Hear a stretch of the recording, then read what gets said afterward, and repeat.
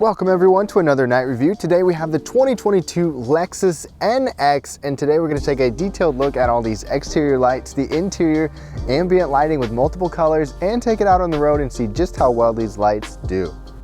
Thank you everyone so much for tuning in. If you're new to the night reviews, this is all about exterior and interior lighting. And if you want to see a full detailed review, that will be coming out soon after this video. But the 2022 NX is redesigned. It's still very similar in terms of its looks and its appearance. We have the triple beam LED headlights and the new design with the daytime running light built in right up above with that L theme Lexus. So LED headlights are standard, but these are optional upgraded lights, and I'll talk about those later. You'll also see that there are fog lights integrated at the bottom. You'll see just how well those do in a little bit. There's also an extra little bonus next to those fog lights. But check it out, you've got full LED here because we've got this LED blinker right up above that L-themed headlight. And then down here with the fog light, that's actually a cornering light and it works really well. So taking a look, we've got the marker light in the back there. We've got a turn signal in the mirror standard. This is the caviar color, which is basically just black. There's a marker light up front, and you've got some luxurious looking 20-inch wheels. This is the NX 350 with the luxury package. In the back, Lexus is going to give you LED taillight standard, and they go pretty bold with the double kind of connecting, not connecting light bar back here. It's really interesting. They retained the L theme taillight, just like they kind of have with other Lexus models, but then they added that bar in the middle, LED license plate lights, and as you can see, that turn signal is also a nice bright amber LED as well. And be sure to check out the brake lights and reverse lights. Now coming to the back, Lexus actually gives you a foot activated liftgate. I'll show you that in the full review. Then there's a touchpad with the smart key, and you've got a couple of LED lights back here. So this is a nice bright cargo area. They actually expanded the space behind the second row, but not with the seats folded. And there's a light right up under there, and on the other side, there's even illuminated buttons to lower the seats power folding, as well as lights right up here to close and lock that liftgate. The paint here, like I said, is caviar, but look at that metallic-y flake on here. And I have us under some brighter lights today just because of how dark this paint is. But Lexus has a new E-latch door handle. It's really interesting, I'll show you that later. But you even get a little bit of ambient lighting in the door pocket and then a little bit down by that handle. Otherwise, you've got some decent lighting in the back seat. It's not quite as bright as some. We have a panoramic roof, so we're just kind of stuck with that light back there. And then as we approach the vehicle, on our luxury package, we actually have illumination in this door handle. You can see it a lot more in real dark situations, but there's more ambient lighting on the door and in the footwells, and you've got a really nice red interior. This circuit red interior is optional, and it's leather wrapped, but let's go ahead and hop in and look at all these lights. All right, y'all, we have now climbed into this interior, and it is completely revamped, as you can see with the screens. Even the multicolor ambient lighting is new for 2022, just like basically every single thing in here. Now, let me give you a quick look. So over on the door, even your memory settings for the seats are illuminated. You've got that nice ambient glow on the door up above. All of your mirror lock controls, all of that stuff is illuminated down here as well. The digital latch feature even has a little illumination there. Right next to the steering wheel, you have an interior brightness control. That will change the brightness of this main display, as well as some of the buttons like down here on the shift console if you want to brighten or darken those out. Steering wheel is very interesting. So it's got some touch sensitive buttons on it called touch tracer technology. Talk more about that in my full review. I have mixed feelings about it. Then you have this digital display up front. You can see the outline of that. It's not as customizable as you would think, but it gives you a bunch of information. And then right up overhead, check this out. We've got a head-up display right here. So this gives you a bunch of information as well. It's large, and you can see with the touch tracing stuff here, you can make it a standard mode to where it's a little bit more minimal, or an actual, what's it called? Like minimal mode, to where there's not as much information on there and it's just pretty much basic, or you can completely get rid of it. Then moving over, we've got our push button start button right up there.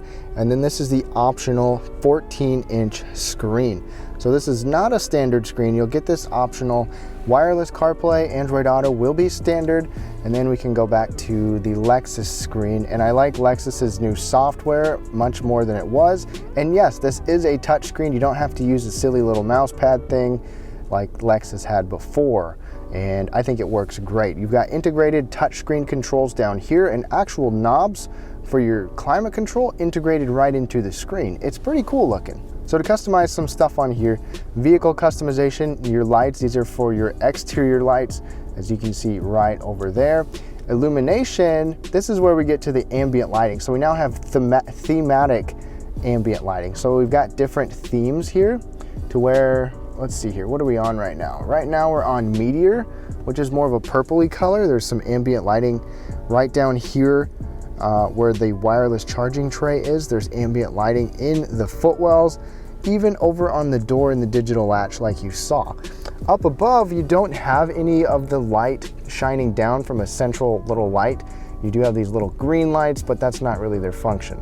So let me go through some of these. So you've got these different themes of different colors here, and the screen's just flickering because of the camera, and I have the screen brightness turned down with the LED lights, etc. But these are the different colors that you have that will change all of the colors, or you can go to custom, and this is where they say you technically have a custom or 64 different colors, because I mean, you can go all over the place, make it just pure red if you want. And let's back out and look at that.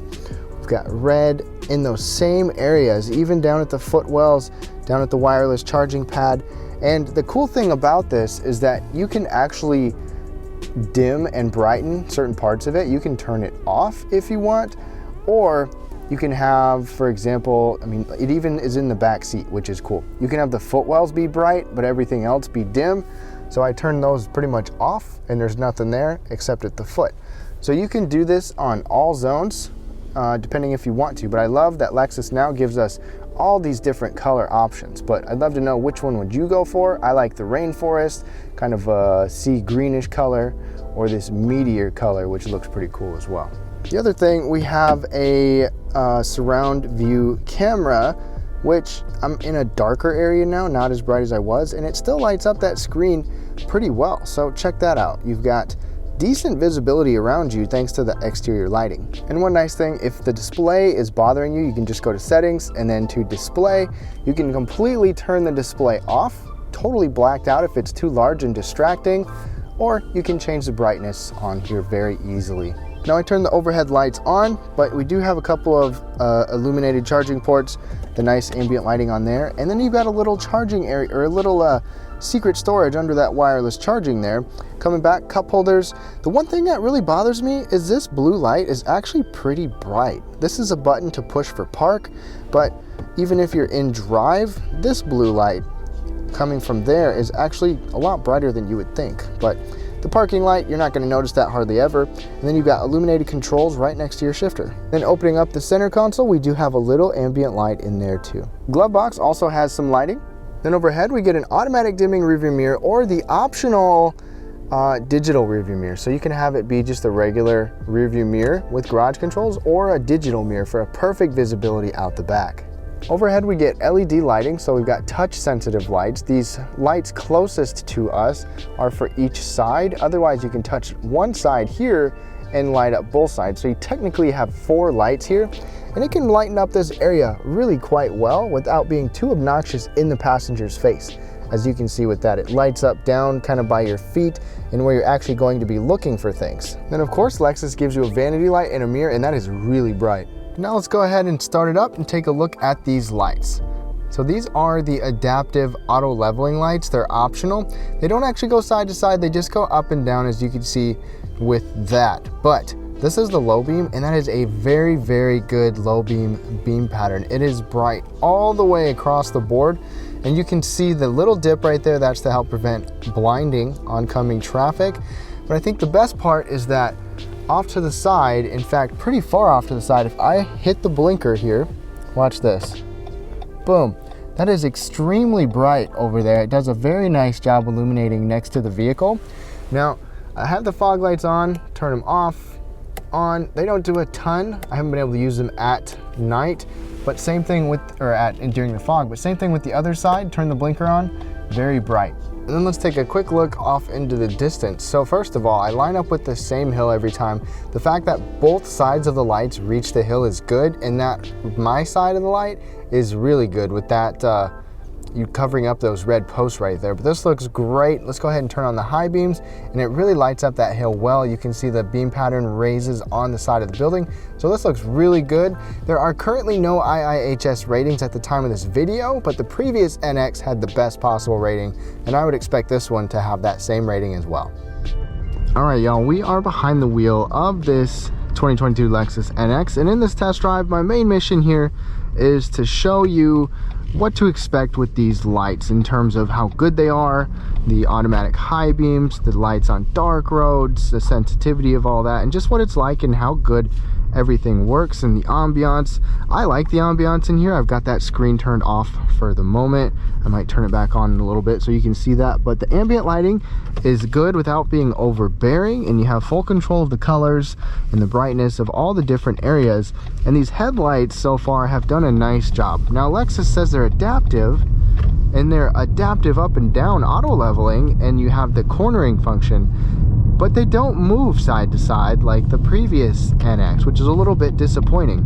But before we get on a darker road, let me give you an idea of what to expect with this 2.4 liter turbocharged engine. Pedal down.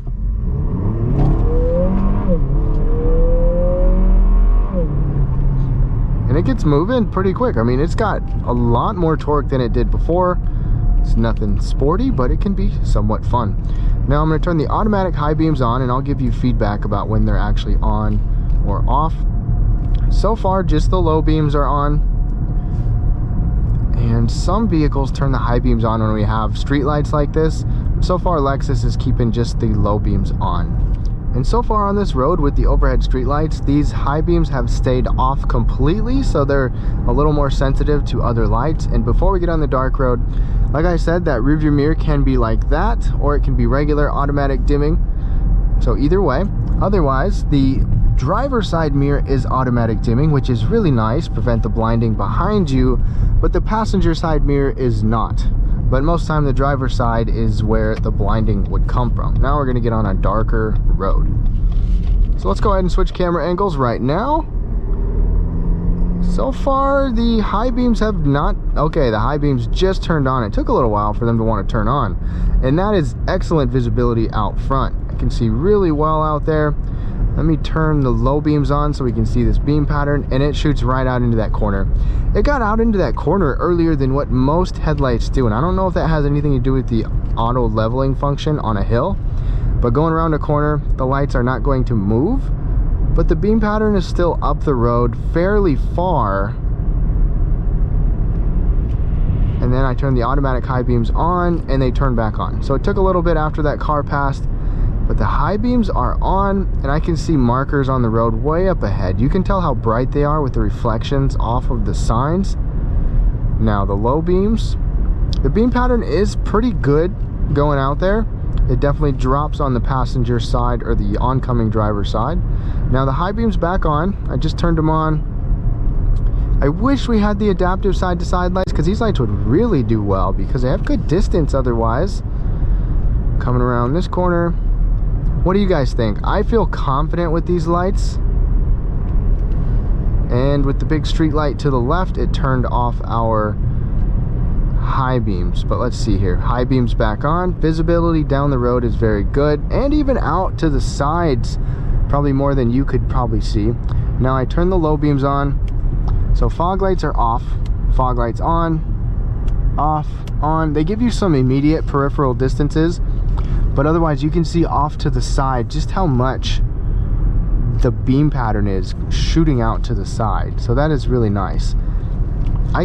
The lane that I'm in, you know, the headlight beam pattern straight ahead does really well. That is better than what most vehicles actually do from what I've seen. And you can see just how high the beam pattern sits straight out on those trees way down there. High beams, low beams, high beams, low beams. So even though we don't have adaptive side to side, they are auto leveling, and I think that that has helped. I don't know if it works that way, but these lights have definitely done a nice job. Turn the screen back on. The overall ambiance in here is very nice. I really enjoy my time in here. What do you guys think? I think this is a big step up for Lexus in terms of the interior lights. The thematic lighting is brand new. The screens are much larger. The headlights were rated good before, and right now they still seem to do a good job. But I hope you enjoyed this night video. Be sure to check out more night videos down below and stay tuned for the full review. Thank you so much for watching and have a great day.